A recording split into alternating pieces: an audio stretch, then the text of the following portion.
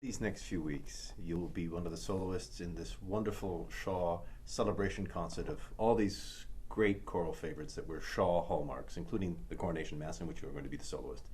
But you're also going to sing the solo lines in a very special concert on Sunday, April the 3rd, when we present the Rachmaninoff Vespers, one of Shaw's high watermark recordings. Done, I believe, the year after you first went to France, right? It was like the second or the third. Right, it was 1989, and I sang with him in France in 1988 for their inaugural season. What's special about that recording as a listener? It is the most, I call it the most chocolatey recording of anything ever made. It's my favorite recording of anything ever. It's just completely glorious. And I remember I tried to get away with not going to graduate school. I had to finish a few classes in the summer before graduate school. And I tried to not apply for graduate school so that I could go back for that summer. Because it was such a meaningful experience to spend 2 weeks in France with him. And my father found out, and he forced me to finish school and not go to France that summer. But because of that, I ended up going to Cincinnati Conservatory. And because of that, I ended up auditioning for Tanglewood. And because of that, I ended up meeting you. And because of that, I ended up now doing the Rachmaninoff Vespers finally with this group. Sounds like Deuteronomy. It was yes. A lot of begats in there. It's a lot of full circle situations. But I remember that he did it here at Spivey Hall when I was already a professional, and I happened to be home.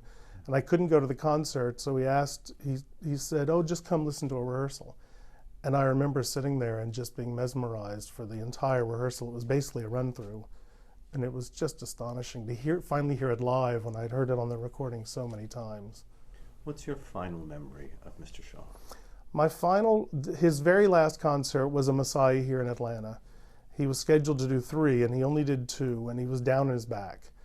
And he had a habit at the end of his life of asking me to visit him before performances and during intermissions. And what he didn't realize is once we were in a room together, we had nothing to talk about, but he liked a familiar face to be around. So it came intermission, and he requested that I come. And he couldn't make it down the stairs backstage, so he went to the stage manager's office and just sat.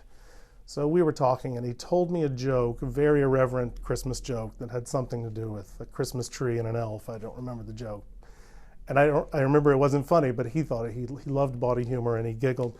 And then he said to me, these are our final words together. He said, "You know, how old are you now, 23? And I was 30 something. And I said, no, I'm in my 30s. And he said, is your voice getting bigger? And I said, it's possible it's getting bigger. I'm getting older. And he said, well, I'll tell you the truth. It just sounds, in the first half, it just sounded like you were screaming out there. He said, what are the chances of you regaining your virginity before the second half? And I said, I'll try my best. And he said, okay, Kevin, that'll be it. And that was our last conversation that I recall. You miss him? I do. I miss him. There are 2 conductors, both of Robert Shaw and Seiji Ozawa, thanks to you, who were...